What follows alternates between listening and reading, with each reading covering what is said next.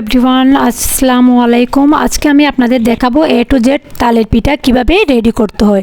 প্রথমে আমরা পাকা তাল নিয়েছি, পাকা তাল নিয়ে চামড়াটা ফেলে এখন আমরা এভাবে তিনটা বিচি বের করে এভাবে রস একটু পানি দিয়ে সামান্য একটু পানি দিয়ে আমরা ঘন একটা রস বের করে নিব। আমাদের রস বের করা হয়ে গেছে, এখন আমরা ছাঁকনি দিয়ে ছেঁকে নিচ্ছি যাতে কোনো রকমের আঁশ না থাকে।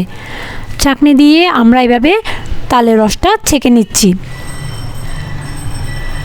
খুব সুন্দরভাবে আমরা এভাবে ছেঁকে নিচ্ছি। আমাদের ছাঁকা হয়ে গেছে, এখন আমরা রসগুলো একটা পাত্রে ঢেলে নিচ্ছি। রসগুলা আমরা একটা পাত্রে এভাবে ঢেলে নিচ্ছি। আমাদের ঢালা হয়ে গেছে রসগুলা। এখন আমরা চুনা নিয়েছি, চুনাটা 3টা দলা করব গোল গোল করে। 3টা দলা নিয়ে আমরা তালের রসের মধ্যে দিয়ে দিব। কিন্তু মনে রাখতে হবে চুনাগুলা দেওয়ার পরে এই পাত্রটা কোনো রকমের নাড়াচাড়া করা যাবে না, এটা ঢেকে 20 মিনিটের জন্য রেখে দিতে হবে। এর মাঝখানে আমরা তালের পাতা কাঁঠাল পাতা নিয়েছি। কাঁঠাল পাতা নিয়ে আমরা এখানে তেল ব্রাশ করতেছি। তেল ব্রাশ করে এখন আমরা একটা সুন্দর কোণ তৈরি করব টুথপিক দিয়ে। এভাবে আমরা দেখতে পাচ্ছেন, এভাবে করে আমরা টুথপিক দিয়ে গেঁথে কোণ তৈরি করে নিচ্ছি। একটু খেয়াল করলে আপনারাও এভাবে কোণ তৈরি করে নিতে পারবেন। অতি সহজ কোণটা তৈরি করে নেওয়া। এভাবে তেল ব্রাশ করে খুব খেয়াল করবেন কিভাবে আমি তৈরি করতেছি। এভাবে তেলটা ব্রাশ করতে হবে। তেল ব্রাশ করে এভাবে বাঁকা করে টুথপিক গেঁথে কোণ তৈরি করতে হবে। হয়ে গেছে আমাদের কোণ তৈরি করা। এখন এর মধ্যে আমাদের তালের রসগুলা তিতা বের হয়ে গেছে দেখছেন। এখন গোল গোল 3টা আমি এভাবে বের করে নিচ্ছি হাত দিয়ে। এগুলো হচ্ছে তালের রসের তিতাগুলো আমি এভাবে বের করে নিয়েছি। 3টা দলা চলে আসছে। এখন আমি একটা পাত্রে ডিম নিব। 2টা ডিম নিচ্ছি আমি এখানে। 2টা ডিম ভেঙে আমি সুন্দর করে ফেটে নিব।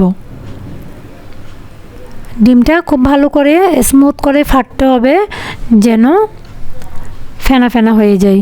এরপর আমি চাউলের গুঁড়া নিচ্ছি। এখানে আমি পিঠার চাউলের গুঁড়া নিয়েছি 4 মেজারমেন্ট কাপের 4 কাপ। মেজারমেন্ট কাপের 4 কাপ আমি পিঠার চালের গুঁড়া নিয়েছি। আমি আবারও বলছি মেজারমেন্ট কাপের 4 কাপ, কিন্তু আমি এখানে পিঠার চালের গুঁড়া নিয়েছি। এখন আমি বেকিং সোডা নিচ্ছি 2 চা চামচ। আপনারা নিলে 1 টেবিল চামচও নিতে পারেন।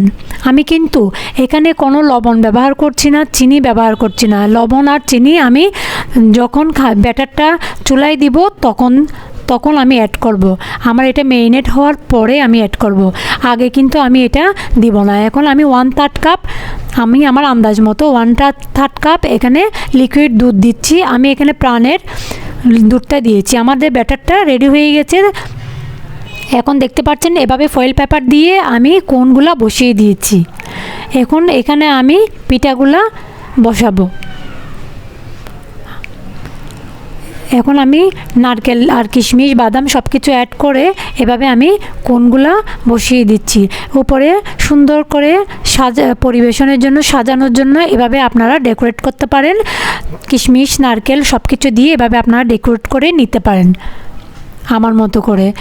এরপর আমি উপরে একটা পাতিল বসিয়ে দিয়েছি যাতে বাষ্পগুলা বের হতে না পারে এবং পিঠাগুলো খুব সুন্দরভাবে হয়ে যায়। আমার পিঠা হয়ে গেছে। আমি এখন টুথপিক দিয়ে চেক করে নেব। টুথপিকগুলো যদি পিঠাতে না লাগে তাহলে মনে করবেন যে আপনাদের পিঠা রেডি হয়ে গেছে। আমি দেখলাম আমার পিঠা কাঠিতে লেগে আসে নাই, তার মানে আমার পিঠা রেডি হয়ে গেছে। প্রায় আমার এখানে 15 মিনিট লাগবে। 15 মিনিটের মধ্যে পিঠা রেডি হয়ে যায়। আমার পিঠা রেডি হয়ে গেছে। আমি সবগুলো একে একে চেক করে নিয়েছি, যদিও একটা চেক করলেই হয়। তো আমি এটা একটা প্লেটে ঢেলে নিচ্ছি। এইভাবে আস্তে আস্তে, পিঠা যেহেতু খুব গরম, এভাবে আস্তে আস্তে একটা একটা করে পিঠা উঠাই নেবেন। তো দেখতে পাচ্ছেন খুব সুন্দরভাবে হয়ে গেছে আমাদের তালের পিঠা।